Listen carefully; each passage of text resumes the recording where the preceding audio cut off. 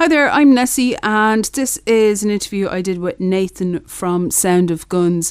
The interview was recorded on the 8th of March 2012 and was partially broadcast on DCU-FM and on RTE2XM on the 8th of March and also on the 14th of March 2012. Enjoy. Hello. Hey Nathan, how's it going? I'm good. Are you alright?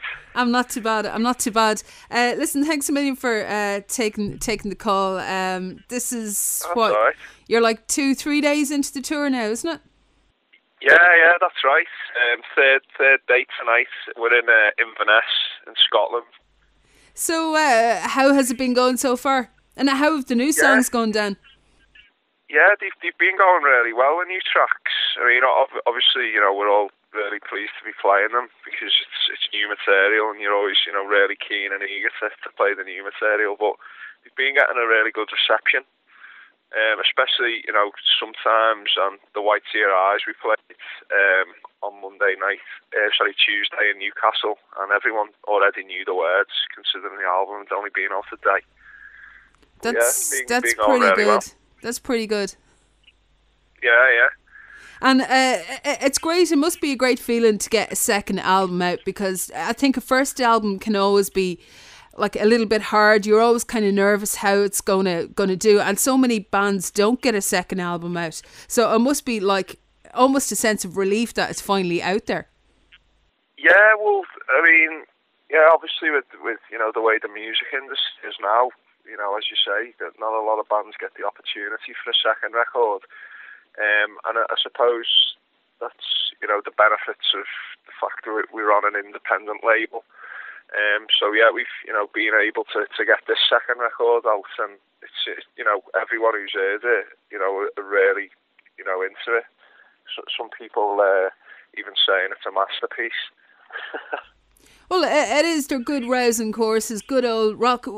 There seems to be a lot of slightly more of an indie vibe, though. You seem to be going slightly rockier, I suppose, than a lot of the music that's, that we would get from the UK.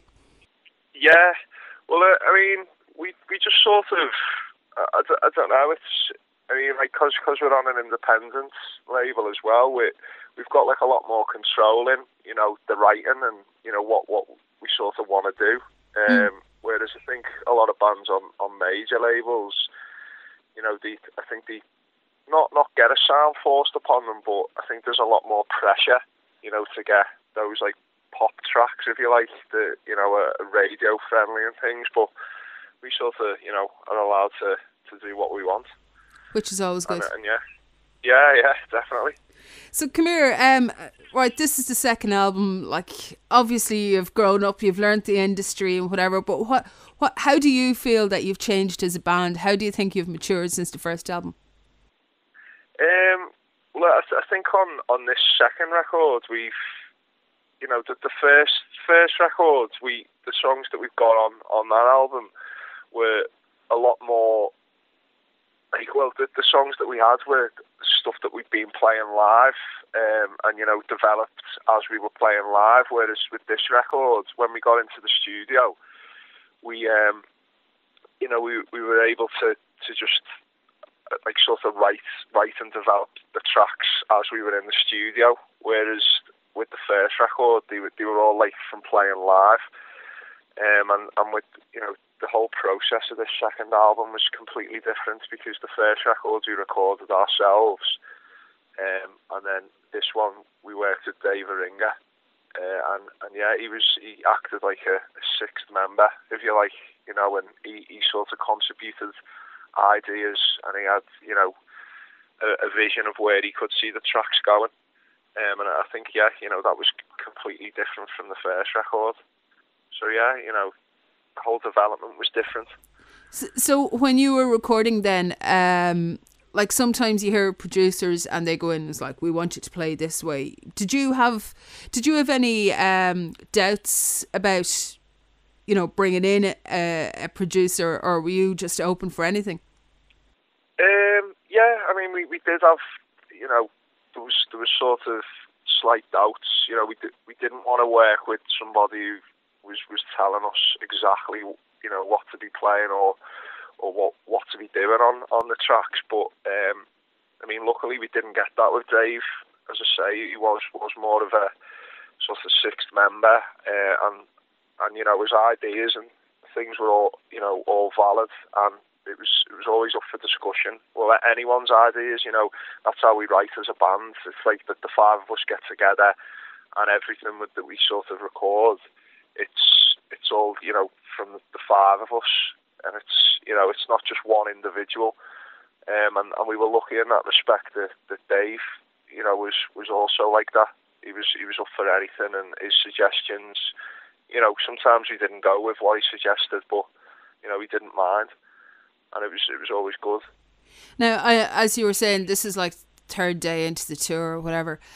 So you're all still friends, and you're not killing each other. But who has bad habits that really get on your nerves, or will get on your nerves by the end of the tour? Tony, our guitar tech, at the minute, sat next to me and he's snoring. So I think Tony's going to be the first to go. Like, on this tour, we're going to. I think he'll be getting kicked out the van pretty soon. But yeah, his bad habit is snoring. And our last tour, our driver Harry actually couldn't take it anymore and had to go for a walk. And I think one night Tony slept in a bus shelter. So oh no, he just said he stayed up all night so he didn't sleep, so everyone else could sleep. Oh gosh. Come here, I have to ask you as well about the banter with you guys and the Little Comets, because I've spoken to the guys a few times, and they're a great bunch of guys as well. So there must be loads of fun when, you know, you can get a vibe from people, and there must be loads of fun when the two of you are out gigging or whatever. No, definitely. I mean, you know, we're lucky enough to have met, you know, some really nice bands, like, you know, who are also good lads. You know, it's like The View as well. You know, we got on really well with them, and Little Comets. You know, they always find it amusing to prank call us and ring us up and pretend. He rang me once and tried to book the band for a wedding. And they were just, you know, always trying to, like, you know, prank call us, but we know it's them in the end. Classic. One thing I want to ask you about as well, Lee is originally from Australia, isn't he? Yeah, that's right. There's a lot of really good music happening in Australia at the moment. Are you planning on going over there at any stage to try and get his home turf covered? Yeah, I mean, you know, that's definitely something that we'd love to do, and yeah, you know, obviously Lee would really love to do that, because be going like back home to Australia and things. But I think something for him, he really wants the band to play on Big Day Out. You know, it's a massive that would festival. Be brilliant. Yeah, and you know, obviously we'd all like to you know, go over to Australia as well. Cool. Fight with some kangaroos. Now, what I normally do is I ask you like 10 really quick fire questions, and you just answer just off the top of your head. The first person I tried these on was actually a fellow Liverpudlian. It was Miles Kane, and he nearly cracked up on these. It was really, really funny. So if that's okay with you. Yeah, that's fine. Okay, if you were a diva, what colour M&Ms would you have removed from the bowl? Red ones, because I'm an Evertonian. What's your favourite song of your own band? 106. Who's your favourite Muppet? My favourite Muppet? Yeah. Kermit. If you could provide the soundtrack to any movie or TV show, what would it be?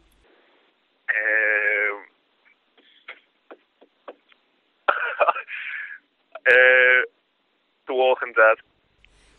What would you cook on MasterChef? Beans on toast. What's your favourite cartoon character? Lino from the Thundercats. Do you have a hidden talent? No. Right, I'll ask you one more. If you were curating your own festival, who would you put in the bill? Can they be alive or dead? Anything you want. It's your festival. Led Zeppelin. Would you put your own band on it? No. One more thing I have to ask you. Did you really get surrounded by cops? Like when they thought you were... Yeah, we've got we were in the local newspaper and stuff in Liverpool. Got photographs and things on it. And they really thought you were gangsters, like? Yeah. They thought we had guns and everything in the van. Oh, brilliant. Oh, well, all you have is like, I was going to be really corny and say all you have is axes like your guitars. But yeah, that's really bad. I won't use that joke. Listen, thanks a million for taking the time and really appreciate it. And I'll see you next week in Dublin. Yeah, definitely. I'll see you soon. Yeah, looking forward to it. Okay. Talk to you then. Bye now. Bye. Cheers. Bye. Bye.